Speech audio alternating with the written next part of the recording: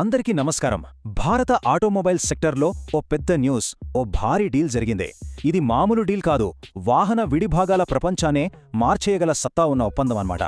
So ఈరోజు మనం ఈ డీల్ లోతుపాతులోకి వెళ్ళి దీని వెనక ఉన్న అసలు కథేంటో తెలుసుకుందాం. అసలు ఈ డీల్ విలువంతో తెలుసా? ఊహించండి చూద్దాం. ఏకంగా 9,068 కోట్ల రూపాయలు. ఈ నంబర్ వింటేనే మనకర్థమైపోతుంది ఇదేదో చిన్న విషయం కాదని. ఇది ఇండియన్ ఆటో ఇండస్ట్రీ ఫ్యూచర్ని డిసైడ్ చేసే ఒక మేజర్ స్టెప్. అయితే అసలు ప్రశ్న ఏంటంటే, ఇంత పెద్ద మొత్తం పెట్టి ఒక కంపెనీని ఎందుకు కొంటున్నారు? ఈ డీల్ వెనకున్న అసలు ప్లాన్ ఏంటి? వాళ్ళ టార్గెట్స్ ఏమై ఉంటాయి? పదండి వీటన్నిటికీ సమాధానాలు వెతుకువాలి. సరే, ముందుగా అసలు ఈ డీల్లో ఎవరెవరున్నారు, దీని స్వరూపమేంటో చూద్దాం. చూడండి, ఈ డీల్లో మనకు ముగ్గురు మెయిన్ ప్లేయర్స్ ఉన్నారు. కొంటున్నదెవరంటే మన ఇండియాకి చెందిన బాష్ లిమిటెడ్. వాళ్ళు కొంటున్న కంపెనీ పేరు బాష్ చాసిస్ సిస్టమ్స్ ఇండియా, షార్ట్గా ఆర్బీఐసి అంటారు. మరి అమ్ముతున్నదెవరు? వాళ్ళు కూడా బాష్ గ్రూప్కే చెందిన వాళ్లే, కానీ నెదర్లాండ్స్, అమెరికా బ్రాంచ్లు అనమాట. అసలు ఈ ఆర్బీఐసి కంపెనీ స్పెషాలిటీ ఏంటి అని ఆలోచిస్తున్నారా? వీళ్ళు ఆటోమోటివ్ సేఫ్టీ సిస్టమ్స్లో కింగ్స్. అంటే మన కార్లు, బైక్లో ఉండే యాంటీ లాక్ బ్రేకింగ్ సిస్టమ్స్, అదేనండి ఏబిఎస్, అలాగే electronic stability control ESC, air bag సెన్సార్లు, ఇలాంటి సేఫ్టీకి సంబంధించిన కీలకమైనవి తయారు చేయడంలో వీళ్లే టాప్. ఆర్బీఐసిని కొనడానికి ఇంకో ముఖ్యమైన కారణం వాళ్ల ఫైనాన్షియల్ పర్ఫార్మెన్స్ చాలా స్ట్రాంగ్గా ఉంది. వాళ్ల లాభాలు ఎలా ఉన్నాయో చెప్పే ఈబీడీఐఏ మార్జిన్ చూస్తే కేవలం 2 ఏళ్లలో 12.8% నుంచి ఏకంగా 19.3% పెరిగింది.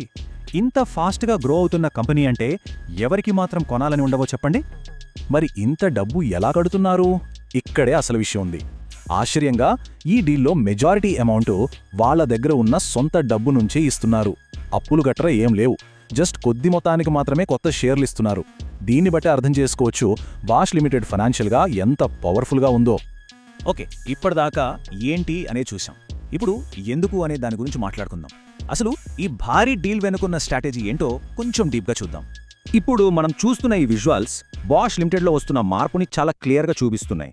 ఒకప్పుడు వాళ్ళ ఫోకస్ అంతా పవర్ సొల్యూషన్స్ మీద ఉండేది, కానీ ఇప్పుడు ఆర్ఐబీఐసిని కలపడం ద్వారా వాళ్ళు vehicle motion and safety systems వైపు అడుగులేస్తున్నారు. ఇది వాళ్ళ బిజినెస్ని నెక్స్ట్ లెవెల్కి తీసుకెళ్లే ఒక సూపర్ స్ట్రాటజిక్ మూవ్ అనమాట.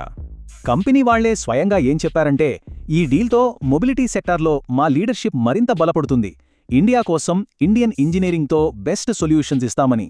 అంటే సింపుల్గా చెప్పాలంటే, ఇండియన్ మార్కెట్ కోసం లోకల్ టాలెంట్తో పనిచేసి తమ నంబర్ 1 పొజిషన్ని ఇంకా స్ట్రాంగ్ చేసుకోవాలన్నది వాళ్ల ప్లాన్. అంటే ఇక్కడ అసలు ఐడియా ఏంటంటే, ఇకపై కేవలం విడివిడిగా స్పేర్ పార్ట్స్ అమ్మడం కాదు, అలా కాకుండా వెహికల్ కంపెనీలకి కంప్లీట్ సొల్యూషన్స్ ఇవ్వాలి. ఉదాహరణకి బ్రేకులు, సెన్సార్లు అని వేర్వేరుగా కాకుండా మొత్తం ఒక ఇంటిగ్రేటెడ్ సేఫ్టీ సిస్టమ్గా ఇవ్వడం అనమాట. ఇలా చేస్తే మార్కెట్లో వాళ్ల పట్టు ఇంకా పెరుగుతుంది. నిస్సానికి ఇది ఫ్యూచర్ని దృష్టిలో పెట్టుకుని తీసుకున్న డెసిషన్. రాబోయే రోజుల్లో అంతా ఎలక్ట్రిక్ వెహికల్స్, ఈవీస్, ఆటోమేషన్ గురించే కదా. అలాగే సేఫ్టీ రూల్స్ కూడా చాలా స్ట్రిక్ట్ అవుతున్నాయి. సో ఈ కొత్త ట్రెండ్స్కి తగ్గట్టుగా రెడీ అవ్వడానికి ఈ డీల్ బాగా హెల్ప్ అవుతుంది. సరే, బాగుంది. కానీ ఈ డీల్ వల్ల బాష్ లిమిటెడ్కి కలిగే లాభాలేంటి? వాళ్ళ గ్రోత్పై దీని ఇంపాక్ట్ ఎలా ఉండబోతోంది? ఇప్పుడు ఆ విషయం చూద్దాం. చెప్పాలంటే ఈ డీల్ బాష్ లిమిటెడ్కి ఒక జాక్పాట్ లాంటిది. వాళ్ళ గ్రోత్ స్పీడ్ పెరుగుతుంది, ప్రాఫిట్స్ కూడా పెరుగుతాయి. అంతేకాదు చాలా కొత్త ప్రొడక్ట్స్లో వాళ్లే మార్కెట్ లీడర్స్ అవుతారు. అన్నింటికన్నా ముఖ్యంగా ఇకపై మన రోడ్ల మీద తిరిగే ప్రతి వెహికల్లో బాష్ ప్రొడక్ట్స్ వాటా చాలా ఎక్కువగా ఉండబోతోంది. ఈ డీల్ ఎంత పెద్దదో చూడండి. దీని ఇంపాక్ట్ కేవలం కార్ల మీదే కాదు, 2 వీలర్స్ నుంచి మొదలు పెడితే ప్యాసింజర్ కార్లు, పెద్ద పెద్ద కమర్షియల్ వెహికల్స్ వరకు అన్ని సెగ్మెంట్స్లోనూ వీళ్ళ టెక్నాలజీ చాలా ఇంపార్టెంట్ రోల్ ప్లే చేయబోతోంది.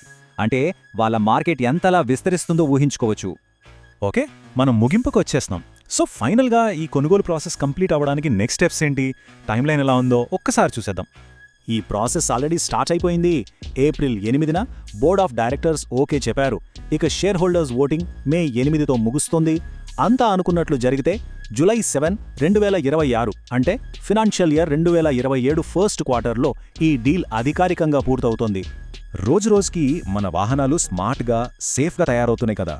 ఇలాంటి టైంలో బాష్కి చెందిన ఈ 2 పవర్ఫుల్ కంపెనీలు ఒకటిగా కలవడం ఇండియాలో మొబిలిటీ ఫ్యూచర్ని ఎలా మార్చబోతోంది? ఈ కొత్త యునైటెడ్ బాష్ మన ప్రయాణాల్ని ఇంకెంత సేఫ్గా, ఎఫిషియెంట్గా మారుస్తుందో చూడాలి. ఇది నిజంగా ఆలోచించాల్సిన విషయం కాదంటారా?